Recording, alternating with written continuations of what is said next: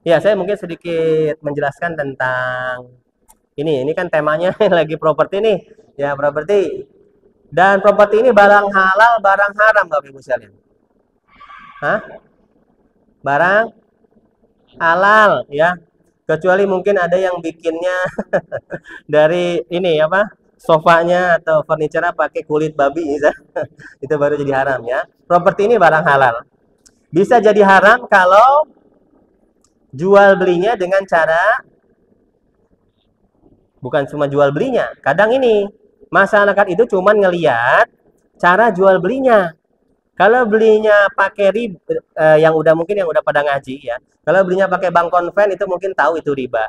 Kalau yang tanpa bank insya Allah itu nggak riba. Belum tentu, ya belum tentu. Jadi riba atau syariah atau tidaknya itu dilihat dari aspek mana, bukan sekedar dari tata cara jualannya. Tapi kita lihat kalau mau beli rumah ini tips dan triknya ya. Lihat rumahnya ada apa enggak. Bukan rumahnya, maksudnya proyeknya beneran ada apa enggak. Karena banyak developer jualan, ternyata tanahnya masih punya orang. Tanah masih punya orang udah dijual. Ini enggak boleh. Ya, baru bayar DP misalnya tanah harga 1 miliar. Bayar tanda jadi 10 juta. Dia udah bikin iklan. Udah bikin copywriting, nawarin di sosmed, jualan rumah project ABCD, tanahnya lokasinya di sini. Padahal belum ada serah terima, ya. Akhirnya yang terjadi banyak yang udah terjadi apa? Developer-developer yang brand syariah yang sudah pada di penjara, ya. Itu karena sebab apa? Tanahnya belum terjadi serah terima. Dia baru bayar tanda jadi, ya. Belum ada serah terima perpindahan hak, belum diurus legalnya, udah banyak dapat pembeli, tiba-tiba pemilik lahan menarik kembali tanah. Nih, ini tanah saya, enak aja main jual, bayar dulu ya. Balik nama dulu, PPJB dulu, AJB dulu, baru dijualin. Akhirnya udah banyak konsumen bayar DP, tanahnya diambil lagi sama pemilik tanah. Akhirnya si developer dilaporkan ke polisi, ya.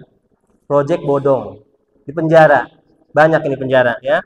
Karena apa? Melalaikan hadis Nabi SAW, la tabi ma laisa indak. Janganlah kamu menjual barang yang belum kamu miliki, ya. Mungkin kalau kita jualan handphone atau jualan gorengan, serah terimanya kan gampang, tinggal pindahin aja barangnya. Tapi kalau tanah, ini kan nggak bisa kita comot. Kita tanah itu serah terimanya gimana? Bentuk serah terima tanah itu gimana? Segala sesuatu sertifikat legal formal yang itu menandakan kita boleh mengeksekusi lahan. Mau kita bikin empang kek, mau kita bikin tempat panahan, mau kita bikin perumahan, mau kita bikin kebun, duren, ya. Nggak ada orang yang ngelarang. Pemilik lahan nggak bisa otak-ngatik. Oh, saya mau beli, terserah saya. Mau saya bikin kebun duren, mau saya bikin tempat pancingan, nggak ada yang peduli, itu namanya milik, ya nggak? Tapi kalau kita apa namanya beli baru DP, ternyata kita bikin pagar diomelin namanya punya, woi belum boleh bikin pagar, lunasin dulu kata dia, baru kita balik nama, itu namanya belum pindah milik, ya belum pindah milik. Nah ini hati-hati para developer, legal formal harus diperhatikan. Kalau tanah itu serah terimanya ada dengan legal, PPJB, AJB, SHM, atau minimal kuasa jual, ya minimal kuasa jual. Kalau itu belum ada, jangan beli rumahnya Bapak Ibu, ya nanti bertahun-tahun nggak kebangun itu rumah.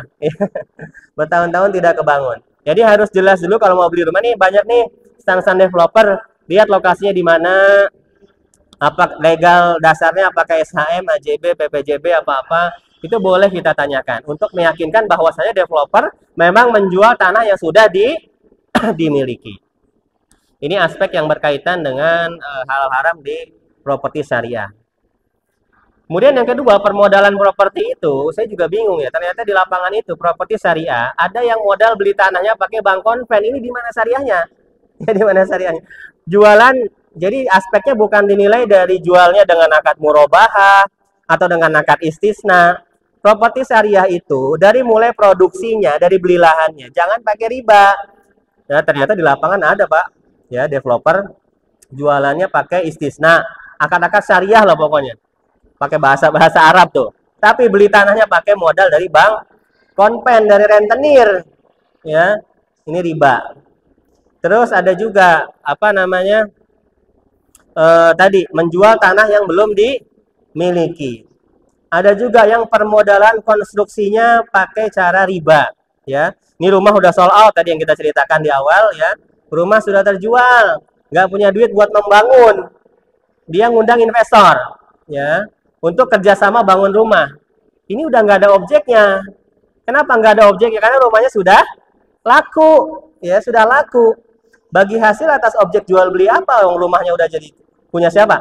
Punya konsumen. Apalagi yang mau dikerjasamakan, kecuali rumahnya belum laku. Baru bisa kerjasama bangun unit. Tapi kalau rumahnya sudah laku, ini sudah menjadi piutang namanya. Kalau ada investor masuk, maka bagi hasil di sini hukumnya adalah riba. Nah, ini contoh-contoh seperti ini saya ingin menjelaskan apa. Jadi, properti syariah baik dengan bank atau tanpa bank itu nggak penting. Nggak ada jaminan itu syariah, ya. Jadi yang tanpa bank belum tentu itu tanpa riba, yang dengan bank juga belum tentu full haram. Ya, bahkan banyak yang dengan bank ternyata akad-akadnya bagus, akad-akadnya jelas, legal standingnya jelas, sesuai syariah, akad murobahannya terpenuhi, rukun dan syarat sahnya bagus dengan bank. Tapi ternyata ada yang tanpa bank tapi tadi menjual tanah yang belum dimiliki, modal konstruksinya riba, nah jadi nggak jaminan ya Ibu sekalian. Itulah pentingnya kita belajar tentang halal haram, belajar tentang fikih muamalah, baik yang dasar, tadi kita bahas yang dasar, ataupun yang sifatnya aplikatif, yang sifatnya terapan, yang berkaitan dengan bisnis langsung, tergantung jenis bisnis yang dilakoni oleh masing-masing individu. Ya Allah alam. Baik.